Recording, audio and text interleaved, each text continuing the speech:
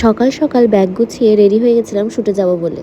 এই যে আমার ছোট্ট সংসার যেখানে থাকে সমস্ত কিছু, আর বিশেষত আমার ব্যাগ খুলে তোমরা খাবারই পাবে কারণ আমি খেতে খুব ভালোবাসি। আর এটা ছিল আমার শুট লোকেশন। আমার ভীষণ ভালো লেগেছিল লোকেশনটা। সবার সাথে কি এতদিন পর দেখা হয়, খুব গল্প হয়, ঠাট্টা হয়। আর এই যে সবাই শুরু করে দিয়েছে সাজানো, মাঝখানে কারেন্টও চলে গেছিলো, ভীষণ গরম ছিল, তাও এত সুন্দর একটা লুক ক্রিয়েট করেছিল আমার মেকআপ আর্টিস্ট।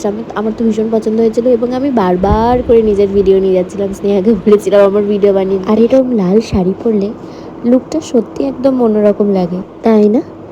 সেদিন আমার এত শরীরটা খারাপ ছিল, কিন্তু তাও চলো নিমেষে সব ঠিক হয়ে গেছিলো সত্যি। আর এই যে আমার মিষ্টি মেকআপ আর্টিস্ট, যে এত গরমে ঘামতে ঘামতেও আমাকে এত সুন্দর একটা লুক দিয়েছিল। এত সুন্দর শ্যুট লোকেশনটা ছিল, এত অ্যাস্থেটিক, এত ফটোজেনিক, যে ভিডিও নিয়েই মনটা ভরছিল না। এভাবে আমার শ্যুটটা শুরু হয় ভীষণ মশার কামড় খেয়ে। সেদিন আমার এত শরীর খারাপ ছিল, ভীষণ টায়ার্ড ছিলাম, কিন্তু সত্যি বলতে শ্যুটে গেলে সব ভুলে যাই। এবার আমি বাড়ি যাই, টাটা। তোমাদের সাথে দেখা হবে পরের কোনো মিনি ব্লগে।